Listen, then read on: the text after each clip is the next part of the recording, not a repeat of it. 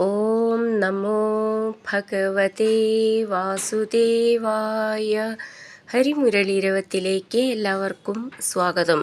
നാരായണായ നമ നാരായണായ നമ നാരായണായ നമ നാരായണ നാരായണായ നമ നാരായണായ നമ നാരായണായ നമ നാരായണ. ഇന്ന് നമുക്ക് 9ഉം 10ഉം ശ്ലോകങ്ങൾ നോക്കാം. ശ്രീമന്നാരായണീയം ദശകം 62 ഗോവർദ്ധനയാഗം ശ്ലോകം 9. ത്വതാവാസാം ഹന്തും പ്രളയജലദാനംബരഭുവി പ്രഹിണ്വൻ ബിഭ്രാണ കുലിശമയമഭ്രേ ഭഗമന പ്രദസ്ഥേന്യൈരന്തർദഹനമരുദാദ്യൈർവിഹസിതോ ഭവന്മായാ നൈവ ത്രിഭുവനപതേ മോഹയതികം. നമുക്കിതിലെ വാക്കുകൾ പിരിച്ചിട്ട് അതിൻ്റെ അർത്ഥം നോക്കാം. ത്വത് ആവാസം ഹന്തും പ്രളയ ജലദാൻ അംബരഭുവി പ്രഹിണ്വൻ ബിഭ്രാണ കുലിശം അയം അഭ്രേഭ ഗമന പ്രദസ്ഥേന്യൈർ അന്തർദഹന മരുത് ആദ്യൈർ വിഹസിതോ ഭവന്മായ നൈവ ത്രിഭുവനപതേ മോഹയതി കം. നമുക്കിതിലെ വാക്കുകളുടെ അർത്ഥം നോക്കാം. അയം അവിടുത്തേക്കെതിരായി തിരിഞ്ഞ ഇന്ദ്രൻ, ത്വദാവാസം അവിടുത്തെ വാസഭൂമിയായ ഗോകുലത്തെ, ഹന്തും നശിപ്പിക്കുന്നതിന്, അംബരഭുവി ആകാശദേശത്ത്, പ്രളയജലദാൻ പ്രളയകാലത്തെ മേഘങ്ങളെ, പ്രഹിണ്വൻ നിയോഗിക്കുന്നവനായും, കുലിശ വജ്രായുധം, ബിഭ്രാണ കയ്യിൽ ധരിച്ചു, അഭ്രേഭഗമന ഐരാവതത്തിൻ്റെ പുറത്തേറിയിരുന്നു, അന്യൈ മറ്റുള്ള, ദഹനമരുദാദ്യൈ അഗ്നി വായു തുടങ്ങിയ ദേവന്മാരാൽ, അന്ത ഉള്ളിൽ, വിഹസിത പരിഹസിക്കപ്പെട്ടവനായും, പ്രദസ്ഥേ പുറപ്പെട്ടു, ത്രിഭുവനപതേ മൂന്ന് ലോകത്തിനും നാഥനായിട്ടുള്ളവനെ, ഭവന്മായ അങ്ങയുടെ മായ, കം ഏതൊരുവനെയാണ്, ന മോഹയതി ഏവ മോഹിപ്പിക്കാതിരിക്കുന്നത്. നമുക്കിതിലെ അക്ഷരങ്ങളൊന്ന് നോക്കാം. ത്വത് ആവാസം ത്വദാവാസം ഹന്തും പ്രളയജലദാൻ അംബരഭുവി ചേർത്തിട്ട് പ്രളയജലദാനംബരഭുവി. അംബര എന്നുള്ളതിൻ്റെ ബ എന്ന് മൃദുവായിട്ട് പറഞ്ഞാൽ മതി. ഭുവി എന്നുള്ളതിൻ്റെ ഭൂന്ന് നന്നായിട്ട് ഊന്നി പറയണം. പ്രഹിണ്വൻ ന്വ നവള ചിഹ്നം ശ്രദ്ധിച്ചോളൂ. ബിഭ്രാണ ബി എന്നുള്ളത് മൃദുവായിട്ട് പറഞ്ഞാൽ മതി. ഭ്ര എന്നുള്ളത് നന്നായിട്ട് ഊന്നി പറയണം, അവിടെ വിസർഗമുണ്ട്. കുലിശം അയം അഭ്രേഭ ഗമന ലാസ്റ്റിലവിടെ വിസർഗം ചേർത്ത് ചൊല്ലുമ്പോൾ കുലിശമയമഭ്രേഭ ഗമന. ഭ എന്നുള്ളതും ഭ്രേ എന്നുള്ളതും നന്നായിട്ട് ഊന്നി പറയാനുള്ളതാണ്. കുലിശമയമഭ്രേഭ ഗമന അവിടെ വിസർഗം പറയണം. അടുത്ത ലൈന് പ്രദസ്ഥേ അന്യൈർ ചേർത്ത് ചൊല്ലുമ്പോൾ പ്രദസ്ഥേന്യൈർ സ്ഥേ എന്നുള്ള അക്ഷരം നന്നായിട്ട് ഊന്നി പറയണം. അന്തർ ദഹന മരുത് ആദ്യൈർ വിഹസിതോ അത് ഒന്നിച്ച് ചൊല്ലണം. പ്രദസ്ഥേന്യൈരന്തർദഹന മരുദാദ്യൈർ വിഹസിതോ. ഇവിടെ പ്രദസ്ഥേന്യൈർ എന്നാണ്, പ്രതി എന്ന് വള്ളിയിട്ടിട്ടുണ്ട്, വള്ളിയില്ല അവിടെ. പ്രദസ്ഥേന്യൈർ അന്തർദഹന മരുദാദ്യൈർ വിഹസിതോ. അന്തർ നമ്മളിവിടെ ചേർത്ത് ചൊല്ലുമ്പോൾ ദഹന എന്നുള്ളതിനെ ദ എന്ന് ഡബിളായിട്ട് ചൊല്ലണം. വിഹസിതോ ഭവന്മായ ഭ എന്നുള്ള അക്ഷരം നന്നായിട്ട് ഊന്നി പറയണം. നൈവ ത്രിഭുവനപതേ ഭൂ എന്നുള്ള അക്ഷരം നന്നായിട്ട് ഊന്നി പറയണം. മോഹയതി കം അങ്ങനെ നിർത്താം.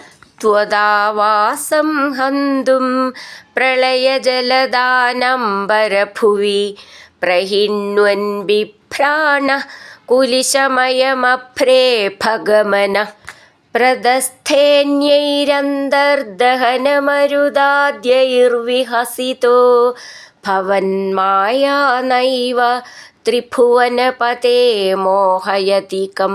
അടുത്തത് 10ാമത്തെ ശ്ലോകം. സുരേന്ദ്ര ക്രുദ്ധശ്ചേദ്വിജകരുണയാ ശൈലകൃപയാപ്യനാദങ്കോസ്മാകം നിയത ഇതി വിശ്വാസ്യ പശുപാൻ അഹോ കിം നായാതോ ഗിരിഭിതിതി സഞ്ചിന്യ നിവസൻ മരുദ്ഗേഹാധീശ പ്രണുതമുരവൈരിൻ മമ ഗതാൻ. നമുക്കിതിലെ വാക്കുകൾ പിരിച്ചിട്ട് അർത്ഥം നോക്കാം. സുരേന്ദ്ര ക്രുദ്ധശ്ചേത് ദ്വിജകരുണയാ ശൈല കൃപയാപി അനാദങ്ക അസ്മാകം നിയത ഇതി വിശ്വാസ്യ പശുപാൻ അഹോ കിം ന ആയാതോ ഗിരിഭിത് ഇതി സഞ്ചിന്യ നിവസൻ മരുദ്ഗേഹാധീശ പ്രണുത മുരവൈരിൻ മമ ഗതാൻ. നമുക്കിതിലെ അർത്ഥം നോക്കാം.